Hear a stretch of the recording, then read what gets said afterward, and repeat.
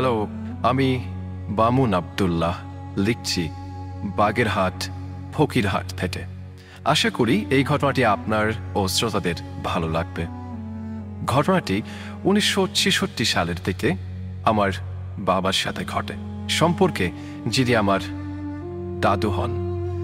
এইবারের ঘটনাটা আমার বাবার কাছ থেকে শোনা, যদিও ঘটনাটি বড়, আমি যথাসম্ভব ছোট করে গুছিয়ে লেখার চেষ্টা করছি। বেশ আগের কথা, আমার দাদু ছিলেন, আমার দাদুর নাম ছিল মাকসুদ শেখ। পেশায় তিনি একজন কবিরাজ ছিলেন, যুবক বয়সী, ভীষণ সাহসী, গানও গাইতে পারতেন বেশ। গ্রামের গানের আসর প্রতি বছরই তিনি সেখানে গান গাইতেন। সবুজ গ্রাম, মাঠের শেষ প্রান্তে ছিল দাদুর বাড়ি। একদিন কিছু লোক খুব তাড়াহুড়া করে একটা মেয়েকে দাদুর বাড়িতে নিয়ে আসে চিকিৎসার জন্য। দাদু বাড়িতে ছিলেন না, মেয়েটির আচরণ ছিল অস্বাভাবিক। আশেপাশের লোকজন বাড়িতে জড়ো হয়ে যায় মেয়েটিকে দেখতে। দাদুকে ডাকা হলো, তিনি বাড়ি থেকে লোক সমাগম কমিয়ে দিলেন এবং মেয়েটির চিকিৎসা শুরু করলেন। কিন্তু মেয়েটার সেই বিভৎস আচরণ, মুখ থেকে জিহ্বা এক হাতের মতো বেরিয়ে বারবার মাটি স্পর্শ করছিল, রক্ত রূপ দুটো চোখ, নিজের চুল নিজ হাতে ছেঁড়া, এগুলো যেন দাদুকে একদমই আটকাতে পারছিল না। অবশেষে তিনি পারেন, যেটা ছিল সাময়িক একটা চিকিৎসা মাত্র, মেয়েটিকে তেল পড়া, পানি পড়া ইত্যাদি দিয়ে তার পরিবারকে বলে দেন পরের সপ্তাহে আবার নিয়ে আসতে। দাদুর দিনগুলো অন্য কয়েকটি দিনের মতোই কাটছিল। হঠাৎ একদিন রাতে তিনি একটা স্বপ্ন দেখেন। স্বপ্নে তার সামনে বিভৎস, কুৎসিত, বিকৃত চেহারার মাঝবয়সী এক নারী অবয়ব উপস্থিত হয় এবং বলে, আমাকে ওর থেকে আলাদা করিস না, এতে তোর অমঙ্গল হবে। ঘুম ভেঙে যায় দাদুর এবং বিষয়টা সাধারণভাবে নিয়ে উড়িয়ে দেন। ঠিক তার পরদিন রাতে আমার দাদি একটি স্বপ্ন দেখেন, যেখানে একটি বিকৃত নারী অবয়ব উপস্থিত হয়ে আমার দাদিকে বলে যায়, তোর স্বামীকে বলে দিস আমাকে ওর থেকে আলাদা না করতে। সকালে বিষয়টা দাদুর সঙ্গে শেয়ার করে এবং তিনি দাদিকে বলেন, ওটা কোনো ব্যাপার না, ঘুম ভালো হয়নি তোমার, এজন্য এমনটা দেখছ। তিনি দাদিকে কিছু নিয়ম কাম বলে দেন এবং ঘুমানোর আগে তাকে এগুলো পালন করতে বলে দেন।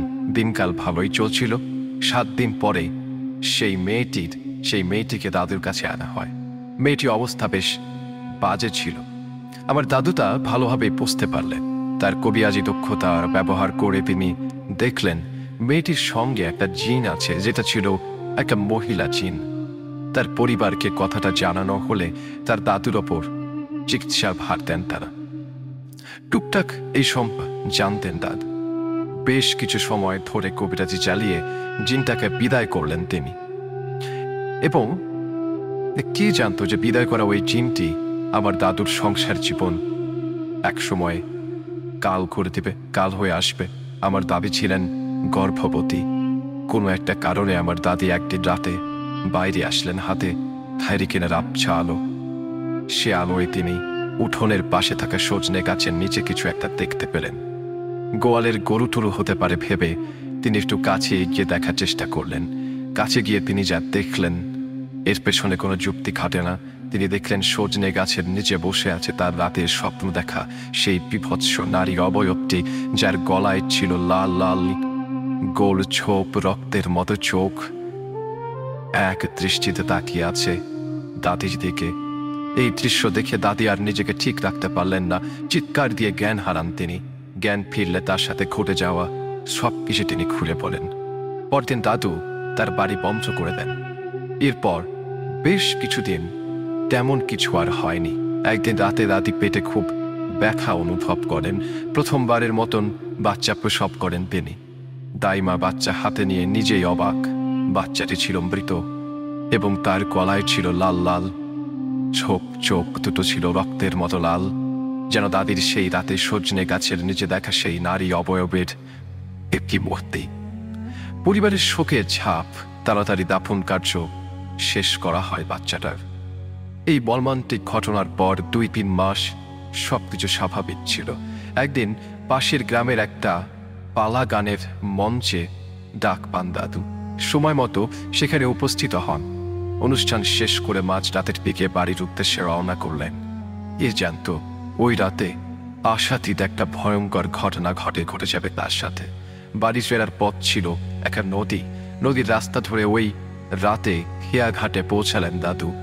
একটা মাত্রই টিঙে ঘাটে ছিল। নদী পার হলেন তিনি। নদীর অদূরে ছিল একটা শ্মশান ঘাট, যেটার সামনে থেকেই বাড়ি আসতে হতো। শ্মশান ঘাট পার হলেন। ঘুটঘুটে অন্ধকার, নিস্তব্ধতা বিরাজ করছিল চারিদিকে। হাতে 3 ব্যাটারির একটা টর্চ নিয়ে এগিয়ে যাচ্ছিলেন। হঠাৎ তিনি নাকে খুব বাজে একটা গন্ধ পেলেন এবং অনুভব করলেন তার পেছনে কেউ একজন আছে। হতে পারে গ্রামের অন্য কেউ, এটা ভেবে টর্চটা ঘুরিয়ে মারেন, কিন্তু কিছুই দেখতে পান না। তার মনের মধ্যে একটা কামড় দিয়ে উঠল। জলদি দোয়া পড়ে নিজের শরীরটা বন্ধ করে নেন এবং আবার বাড়ির পথে যাত্রা শুরু করেন। কিন্তু তার মধ্যে একটা অস্বস্তি কাজ করেই যাচ্ছিল। মাঠে এসেছিল কাঁঠালতলার সেই পিয়াট বাগান। দিনের বেলা একা সেখানে কেউ যায় না, আর রাতের বেলা ওখান দিয়ে আসা রীতিমতো অসম্ভব। দাদুর চলাচল ছিল ওই রাস্তা দিয়ে, তবুও ওই রাতে ওখান দিয়ে যেতে হবে এটা ভেবে নিজে নিজে একটু ঘাবড়ে যাচ্ছিলেন। কি আর করার, রাত্রি অনেক হয়েছে। অল্প সময়ে বাড়ি যেতে হলে সেই রাস্তাই ধরতে হবে। তাই বেশি কিছু না ভেবে ওই রাস্তা দিয়ে বাড়ির পথে যাত্রা শুরু করলেন। বেশ কিছু দূর এগিয়ে যাবার পর তার নাকে তিনি গন্ধটা পেলেন। গন্ধটা স্বাভাবিক থেকে তীব্রতর হতে লাগলো। তিনি নিজেকে বোঝাতে চাইলেন, না, এটা এমন কিছু না, কিন্তু ভয় তাকে জাপতে ধরেছিল চারিদিক থেকে। পেছন থেকে এবার অদ্ভুত কিছু আওয়াজ তার কানে আসলো। তিনি পেছনে একবারও তাকাননি, তাই টর্চ হাতে সোজা এগিয়ে যান। হঠাৎ তার মনে হলো শুকনো পাতার ওপর দিয়ে কেউ হাঁটলে যেমন মরমর আওয়াজ হয়, এমন আওয়াজ করে কেউ একজন তার পাশে হাঁটছে। মনের অজান্তে পাশের ভয়ঙ্কর বাগানের দিকে তার টর্চের আলো চলে যায়। টর্চের আলোয় তিনি যা দেখতে পান তা হয়তো সেটাই তার জন্য ওই রাতে অপেক্ষা করছিল। হালকা আলোতে তিনি দেখতে পেলেন পাশের একটা কবরের মাটি ভেঙে যেন একটা বের হয়ে আসছে। শিয়াল টিয়াল হবে হয়তো, এটা ভেবে নিলেন তিনি, কিন্তু না, ওটা আর কিছুই ছিল না। ওটা ছিল দাদু স্বপ্নে দেখা সেই বিভৎস নারীর অবয়বটি। দাদু বুঝতে বাকি রইল না আজ খুব খারাপ কিছু ঘটতে চলেছে তার সাথে। হঠাৎ করে লাইটটা হাত থেকে পড়ে বন্ধ হয়ে যায়। ভয়ে একদম গ্রাস করে ফেলে তাকে। কি করবেন ভেবে পাচ্ছিলেন না। ঘুটঘুটে অন্ধকারের মাঝে নিজেকে অসহায় মনে হলো। এইবার সেই নারী অবয়বটি বলতে থাকলো, তোকে বলেছিলাম আমাকে ওর থেকে আলাদা করিস না। কণ্ঠটি হালকা থেকে প্রখর হতে লাগলো, যেন ওটা কাছে এগিয়ে আসছিল। এবং তাই হলো যেটা দাদু অনুমান করছিলেন। পেছন থেকে জাপড়ে ধরে দাঁত ভরে দাদুকে অবয়বটি। অনেক চেষ্টা করেও নিজেকে ছাড়াতে পারছিলেন না। আল্লাহকে বারবার স্মরণ করছিলেন এবং নিজেকে অবয়বের হাত থেকে আলাদা করার চেষ্টা করছিলেন, কিন্তু না, কিছুতেই কিছু হচ্ছিল না। বারবার ওনার পিঠের ওপর চাপ সৃষ্টি করছিল অবয়বটি। এই বুঝি তার দেহ থেকে প্রাণটা বেরিয়ে যায়। নিস্তেজ হয়ে যান তিনি। বাঁচার শেষ চেষ্টাটা করবেন এটা ভেবে আল্লাহু আকবার বলে জোরে ঝাঁকি দিয়ে নিজেকে ছাড়ানোর চেষ্টা করেন, কিন্তু মুহূর্তের জন্য নিজেকে হালকা মনে হলো। শরীরের ওপর বোঝাটা বোধহয় আর নেই। দৌড় শুরু করলেন তিনি। কোন দিক দিয়ে দৌড়াচ্ছেন জানেন না, কতটা সময় নিয়ে দৌড়াচ্ছেন তাও মনে নেই।